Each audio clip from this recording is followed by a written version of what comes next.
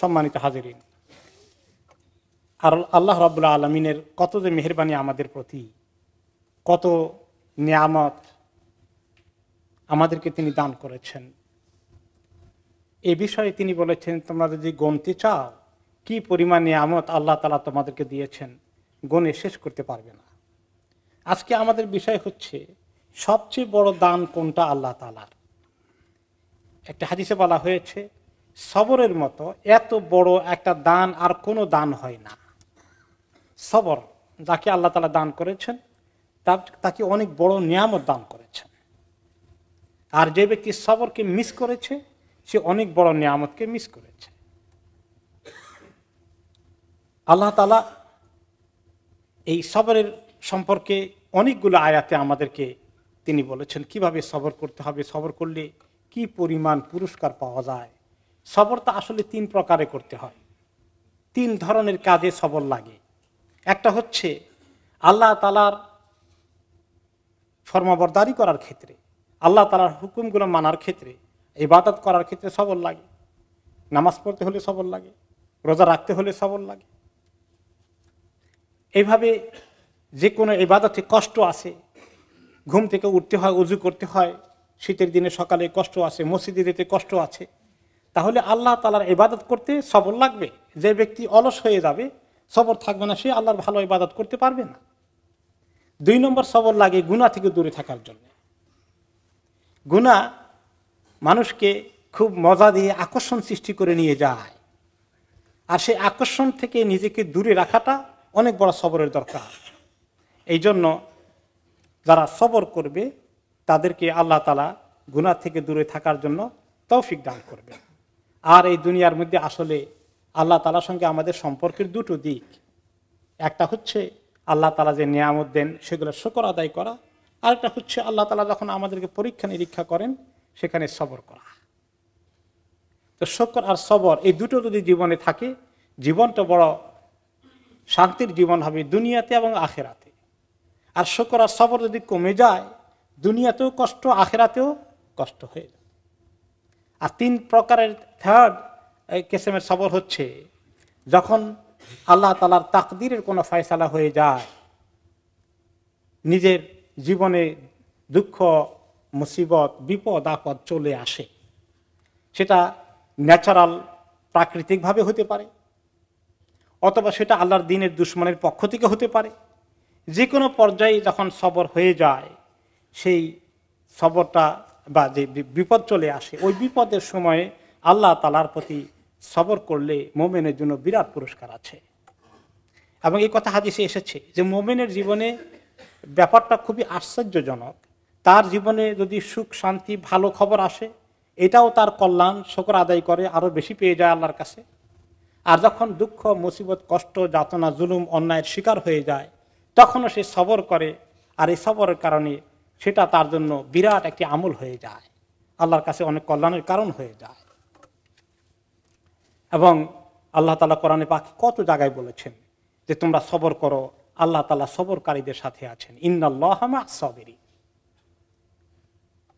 যাদের সবর আছে তাদের সঙ্গে আল্লাহ আছেন, বড় বিপদের মুহূর্তেও আল্লাহ তাআলা তাদের সঙ্গে আছেন। আর এই শুকর এবং সবরের জন্য যে অনেক সুন্দর সুন্দর দোয়া আছে, বিশেষ করে শুকরের দোয়া, একটা সকালবেলার দোয়া আছে।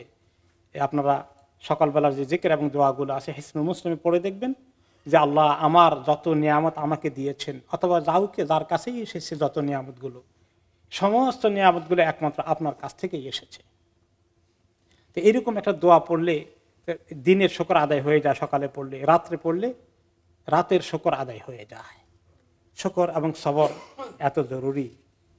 তাহলে এই যে সবর আসে জীবনের মধ্যে, সবরের প্রয়োজন হয়, সবরের মুহূর্তগুলো আসে বিপদ আপদে, বিশেষ করে বিপদ আপদ শারীরিকভাবে অসুস্থ হোক, অর্থনৈতিকভাবে ক্ষতিগ্রস্ত হোক, জানমালের উপরে আঘাত আসুক, এমনকি কারো জীবনকেও কেউ শেষ করে দিয়েছে, অন্যায়ভাবে তাকে হত্যা করেছে, এসব কিছুতেই সে যদি আল্লাহ তাআলার সঙ্গে তার সম্পর্ক থাকে এবং সবরের সাথে তার এই কিসমতের ফয়সালা, তাকদীরের ফয়সালাকে সে মেনে নেয় যে আমার আল্লাহর হুকুম ছিল, ঘটে গেছে, আমি আমার আল্লাহর প্রতি কখনো অসন্তুষ্টি প্রকাশ করব না। এমনকি কেউ জুলুম করে ফেললেও তার জালিমের যে শাস্তি পাওয়া সেটা পাবে, কিন্তু আমি আমার পুরস্কার আল্লাহর কাছে পেয়ে যাব। এই ইয়াকিন যদি তার থাকে, আলহামদুলিল্লাহ, এটা তার জন্য বিরাট নিয়ামত হয়ে যাবে আখেরাতে। এই জন্য দুশমনদের পক্ষ থেকে যখন বিপদ মুসিবত আসে, আল্লাহ তাআলা নবী করিম সাল্লাল্লাহু আলাইহি সাল্লামকে উপদেশ দিয়েছেন, তার মাধ্যমে আমাদেরকে দিয়েছেন যে তুমি সবর করো, তোমার সবর তো আল্লাহর সাথে, তুমি তো একলা সবর করবে না। কাজে মুমিন যখন নির্যাতনের শিকার হয়ে যায়, জুলুমের শিকার হয়ে যায়, তখন সে একলা নয়, আল্লাহ তাআলা তার সঙ্গে থাকেন। এমনকি আল্লাহ তাআলা আরো বলেছেন যে তারা ওয়ালা তাকু ফি দাইকিম মিম্মা ইয়ামকুরুন ওয়ালা তাহজান আলাইহিম ওয়ালা তাকু ফি দাইকিম মিম্মা ইয়ামকুরুন। খুব দুশ্চিন্তাগ্রস্ত হবেন না, আল্লাহর দুশমনদের চক্রান্ত দেখে আপনি খুব একেবারে সংকীর্ণ মনা হয়ে যাবেন না, খুব কষ্ট পাওয়া শুরু করে দেবেন না। আপনি জানা উচিত আপনার যে আল্লাহ তাআলা তাদের এই ষড়যন্ত্র সম্পর্কে জানা আছে, তার তিনি জানেন, তিনি অবগত আছেন। আর আল্লাহ তাআলা তাদের সঙ্গে নাই, আল্লাহ তাআলা আছেন ইন্নাল্লাহা মাআল্লাযিনা তাকাউ ওয়াল্লাযিনা হুম মুহসিনুন। যারা তাকওয়া অর্জন করে, নেক কর্ম করে, আল্লাহ তাআলা তাদের পক্ষেই আছেন, তাদের সাথেই আছেন। এই জন্য সবর করলে বিরাট পুরস্কার, বেগাইরে হিসাব বলা হয়েছে যে সবরকারীদের পুরস্কার হবে বেহিসাব, কোনো হিসাব করে কোনো পুরস্কার দেওয়া হবে না। আল্লাহ তাআলা এই সবরের যে কি পুরস্কার দেন, এবং যারা মানুষকে কষ্ট দেয় এবং এই বিপদে ঠেলে দেয়, মানুষের উপর নির্যাতন করে, ওই সময় নির্যাতনকারীদের কি অবস্থা আল্লাহ তাআলার কাছে হয়, আর যারা আল্লাহ তাআলার পক্ষে নির্যাতিত হয় তাদের কি অবস্থা হয়, সে সম্পর্কে আমাদেরকে নবী করিম সাল্লাল্লাহু আলাইহি ওয়াসাল্লাম হাদিসে বলে গেছেন যে তোমাদের আগে যারা পৃথিবীতে এই দিন নিয়ে বসবাস করেছে, দিনের ফিকির করেছে, দিন হকের কাজ করে গেছে, তাদের উপরে কঠিন নির্যাতন নেমে এসেছে। কোনো একটি ব্যক্তিকে হত্যা করার জন্য গর্ত খোঁড়া হয়েছে, তারপর তাকে সেখানে দাঁড় করানো হয়েছে, এরপরে একটা করাত নিয়ে এসে তার মাথা মাঝখানে দিয়ে দ্বিখণ্ডিত করে দেওয়া হয়েছে। কোন কোন জায়গায় নির্যাতন করার জন্য লোহার চিরুনি এনে আঁচড় দিয়ে দিয়ে শরীর থেকে রক্ত, শরীর থেকে গোশত, চামড়া সব খুলে ফেলা হয়েছে। একটা জীবন্ত মানুষকে এরকম অত্যাচার করা হয়েছে। এরপরেও তাদেরকে যারা দ্বীনের জন্য কাজ করেছে, দ্বীনের জন্য নির্যাতনের শিকার হয়েছে, তাদেরকে আল্লাহর পথ থেকে তারপরে সরাতে পারেনি। তাহলে যুগে যুগে তাই হয়েছে। এবং যাদের জীবনে এই পরীক্ষা নিরীক্ষা আসে, তারা কি আল্লাহ তাআলার পেয়ারা বান্দা নয়? তারা কি, তাদের প্রতি কি আল্লাহ তাআলার রহমত আসে না? তাদেরকে আল্লাহ তাআলা সাহায্য করেন না কেন? যদি এখনই সাহায্য করে ফেলতেন, অনেকেরই ইয়াকিন হতো, ও তাই তো, এরা খুব আল্লাহর ঘনিষ্ঠ, এই জন্য আল্লাহ তাআলা তাদেরকে এখনই সাহায্য করে ফেলেছে।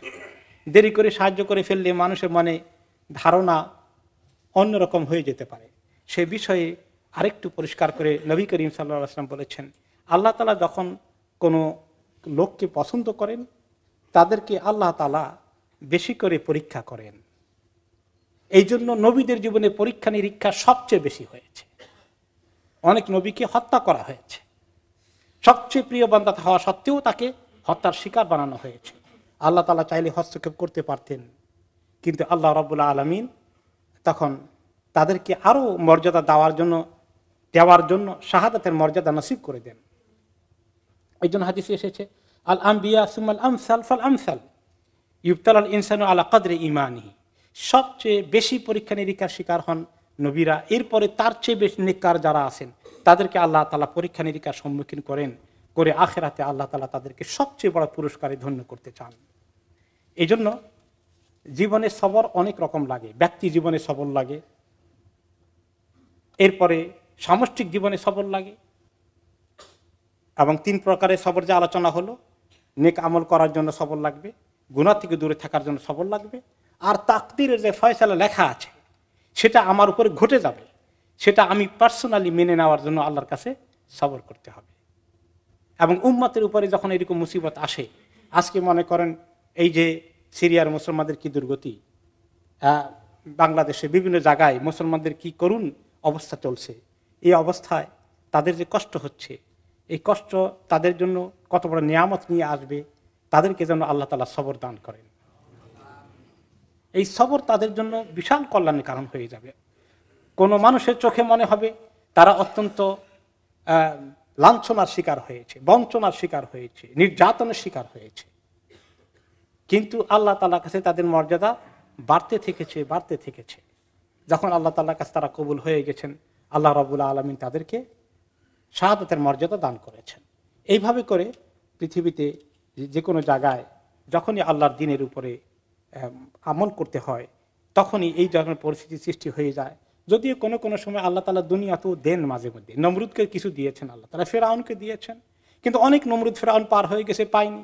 নবী করিম সাল্লাল্লাহু আলাইহি ওয়াসাল্লামের জামানা কি ঘটেছে, খাব্বাব রাদিয়াল্লাহু আনহু, তার যে মনিব ছিল মহিলা, সেই মনিব তাকে এত অত্যাচার করতো, তিনি একজন কৃতদাস ছিলেন, এত অত্যাচার তার উপরে করতো যে তার মানে লোহা গরম করে তার মাথায় সেঁক দিত। কেন? সে ঈমান গ্রহণ করেছে, ঈমান কেন ছাড়ে না। যখনই দেখতো যে এই খাব্বাব নামাজ পড়ছে অথবা কোরআন তেলাওয়াত করছে অথবা আল্লাহর জিকির করছে, তখন সে সহ্য করতে পারতো না, গরম কিছু লোহা গরম করে তার মাথার মধ্যে সেঁক দিত, তার চেহারার মধ্যে সেঁক দিত। এত কষ্ট তিনি পেতেন। তো একদিন তিনি আল্লাহর কাছে দোয়া করছিলেন, করতে করতে তিনি দেখলেন যে তার এত কষ্ট তাকে দিয়েছে, তার মাথা মানে তিনি বেহুশ হয়ে গেছেন, তার ব্রেইন মনে হয় যেন পুড়ে যাবে, জ্বলে যাবে। তখন তিনি শেষ পর্যন্ত আল্লাহ তাআলার কাছে দোয়া করেন যে আল্লাহ, এই মহিলা আমাকে যে কষ্ট দিচ্ছে, আল্লাহ তুমি তাকে দুনিয়াতেই তার কিছু দেখাও। শেষ পর্যন্ত এই মহিলাকে অল্প দিনের ভিতরে আল্লাহ তাআলা এমন মাথা ধরার রোগ দিলেন, মাথা বেদনা, তার মাথা এরকম ব্যথা করতো, সে কুকুরের মতো চিৎকার শুরু করত। তখন তার মাথায় কোনো কিছু দিয়ে তার মাথায় ঠান্ডা করা যায় না, শুধুমাত্র এক তরিকায় পারা যায়, সেটা হচ্ছে গরম লোহা দিয়ে তার মাথায় একটু সেঁক দিলে কিছুক্ষণ থামে। আর তখন তার এই অস্থিরতা যখন শুরু হয়ে যায়, সে খাব্বাবকে বলে লোহা গরম করে জলদি মাথার মধ্যে সেঁক দিয়ে, অবস্থা কাহিল। আল জাযাউ মিন জিনসিল আমল। তো জালেমদেরকে আল্লাহ তাআলা মাঝে মধ্যে দুনিয়াতে ধরেন, মাঝে মধ্যে আল্লাহ তাআলা সবটা রেখে দেন, একদম পুরোটাই আখিরাতে দিবেন। কারণ দুনিয়াতে দিলে তো আখিরাতে একটু কমে যেতে পারে, এই জন্য আখিরাতে পুরো দেওয়ার জন্য রেখে দেন। মোমেনদের জন্য আল্লাহ তাআলা এই জন্য সবরের কথা এত বেশি বলেছেন। স্বয়ং রাসূলুল্লাহ সাল্লাল্লাহু আলাইহি ওয়াসাল্লামকে বলেছেন ওয়াসবির ওয়াসবির, কতবার বলেছেন, ওমা সবরুকা ইল্লা বিল্লাহ, আপনি তো একলা সবর করেন না, আল্লাহর সঙ্গে একসঙ্গে সবর করেন না, আল্লাহ তাআলা আপনার সঙ্গে আছেন। আল্লাহ রাব্বুল আলামিন আমাদের সবাইকে এরকম সবর নসিব করুন।